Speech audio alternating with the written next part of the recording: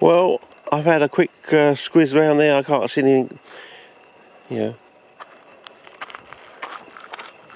kookaburra in the background there. But I thought I'd just have a quick hit, because that track up there we've walked along, and then on the other side of that is that giant swamp that we found, which we tried to explore, but I don't know. Maybe this area, we need to come back here in this area at the right time of the year, which we unfortunately missed out on this year due to illness. As I said, everyone in the whole family had gastro. You know, it was coming.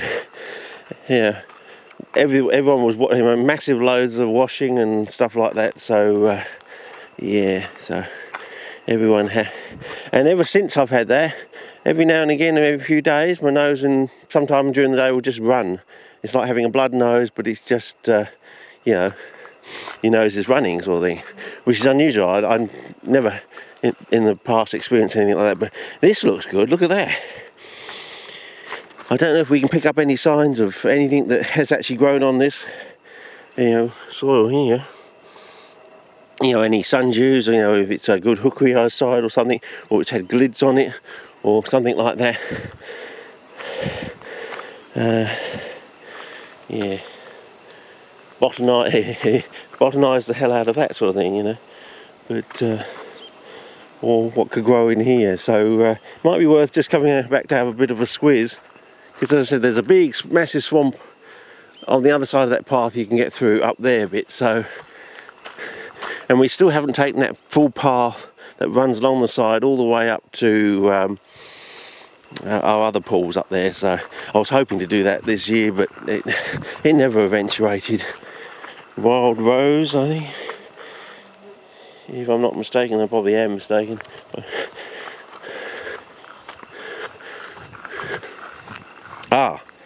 Evidence of some sort of hairy calyx. So it's definitely in the Peltada group, with massive seed stuff there. Well, there you go. So oh yes, tons of it. Oh yes, it looks like it's going to be a nice site to come back to. So these plants are probably a bit like that other site over, if you take those clips, is it M13 or something like that? You know, our man in MACKERETH, M13 from, well, 2 years ago now, 2013. And I'm having a good gas bag, and you see a mass of these things in a group. Well, looks like we've got a mass here as well. You know, 20, 40s, maybe 60. Yeah, another 20 there. So yeah, a good mass. Oh yeah. Oh, you can see the you can see them in amongst this little. Hopefully, I assume this grass won't be there. It'll be knocked down by and rot off by the time next season. So hopefully the ground will be somewhat bare. Probably even bare if there was a bushfire. But okay, well that's about it here. It looks like there has been a little bit of a bushfire up there. I don't know if we can really want to walk up through there. As long as we can see and hear, no snakes about. No, it's getting a bit too dense in there, fellas. You know, not without wellies, I think, you know. You're only on this earth for a short time, but to get bitten by a snake, it would be a lot shorter. 20 minutes. 20 minutes to certainty in some cases. Or if you're in Asian countries, what do they call it, a two-step or something? Rather than a foxtrot. So, yeah. Anyway, yeah, it looks like it has actually had a burn, so we've probably missed out on getting it right at its primest. Probably would have been this season, actually. I didn't know it was actually here. Hidden behind this sort of... Well, probably when we last came, if you look at the clips, it was probably all quite dense bushland, and there's some sort of structure up there. Probably another one of these roasting towers or something to do with the mining.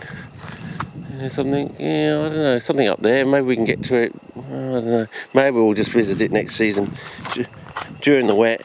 Be a lot safer. But anyway, maybe another quick squiz from another angle of this thing. But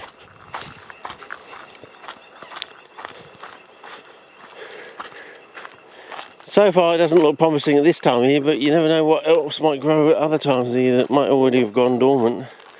And yeah.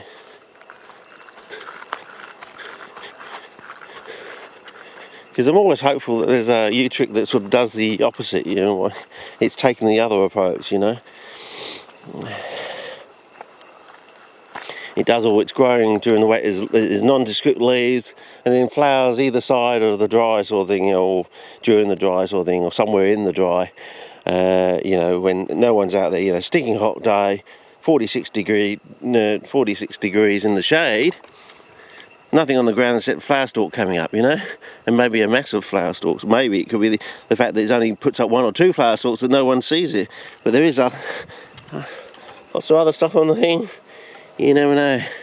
We're looking for standard U-trick leaves, and it might not be a standard U-trick leaf, if at all. As I said, it might be under the ground as a bobcorn or tuber. And what the heck is that? Okay. Before I slip into the pond and lose my camera, I think it's time to call it quits and move up the road and look at, hopefully, look at some pigs up the road, if we're lucky. Okay, but quite a mound, 8 feet high, I don't know, a smooth 8 feet up, I don't know, 6 to 8, no, 6 on this side, 8 on the other, didn't even know it was there, maybe because the bushland was different in previous years or something.